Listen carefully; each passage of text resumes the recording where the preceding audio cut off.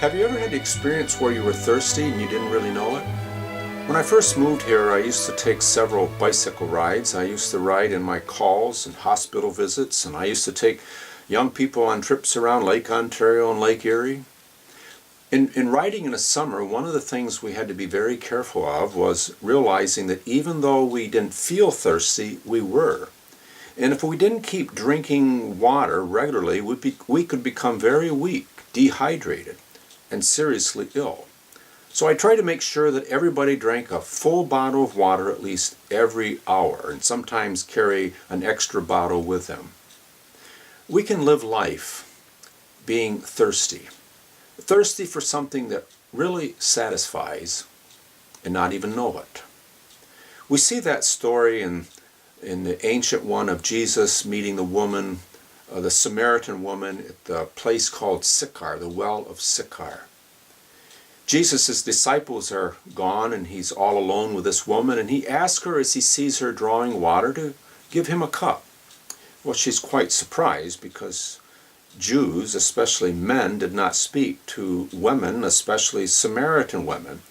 Who it is, she says, you, being a Jew, asking me, a Samaritan woman, for drink. And Jesus simply says, if you know who I am that asked you that question, then you would know that he could give you the kind of water that would make you never thirst again.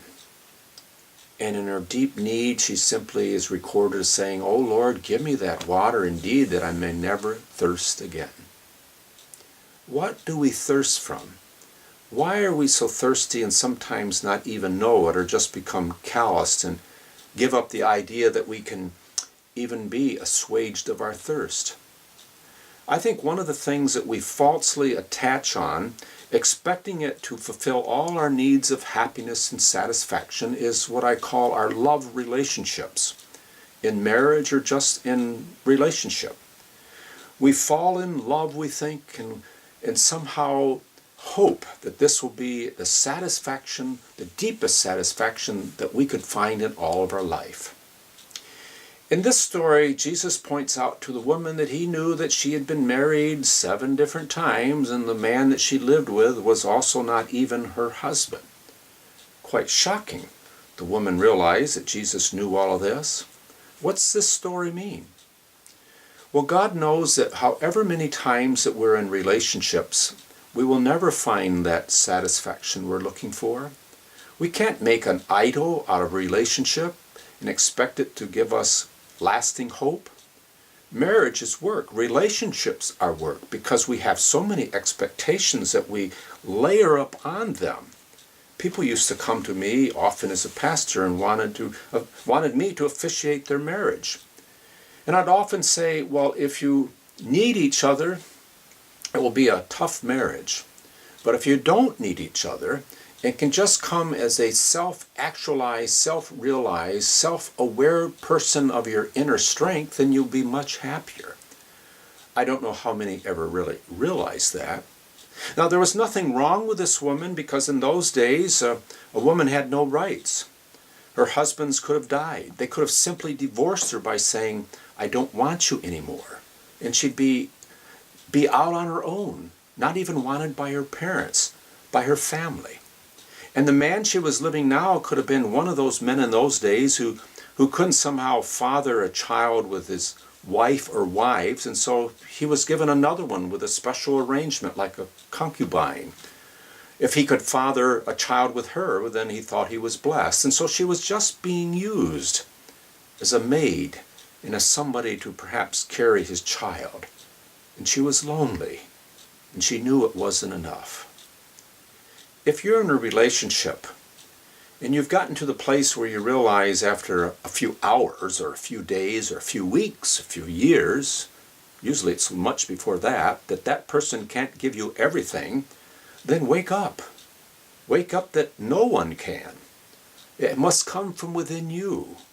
The kingdom is in you, is you at your deepest level. That's the whole message of Jesus. Don't allow a marriage relationship to become an idol, or its children, or any family. It's found in God alone. Well, the other thing the woman wants to know when he's talking about this well of everlasting life is, well, where do we worship? Jews say you must worship in Jerusalem, the only true place. My people say that it's here at Sychar, the holy place of our ancestor patriarch Jacob, this very well where he fed his goats. What is the true place to worship? Jesus simply says there is no true place to worship. It's everywhere. God is spirit, must be worshipped in spirit and in truth.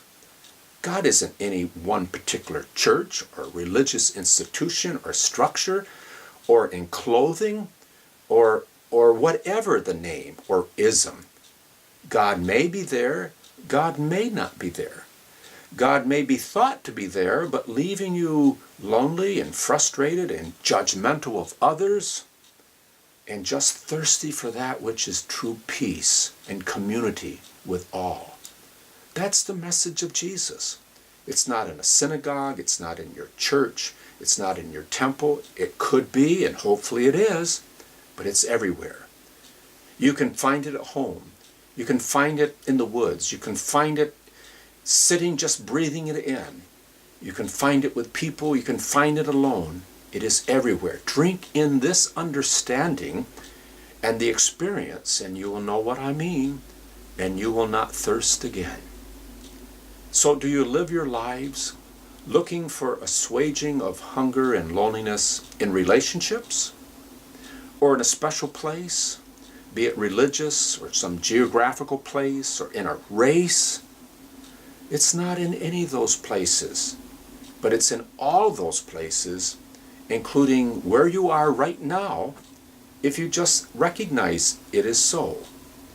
So don't live your lives thinking you're happy, thinking you're filled, thinking your thirst is assuaged when underneath you are a thirsty, lonely soul. Wake up. Wake up to peace. Wake up to forgiveness. Wake up to who you truly are in spirit, and be at peace today and forevermore.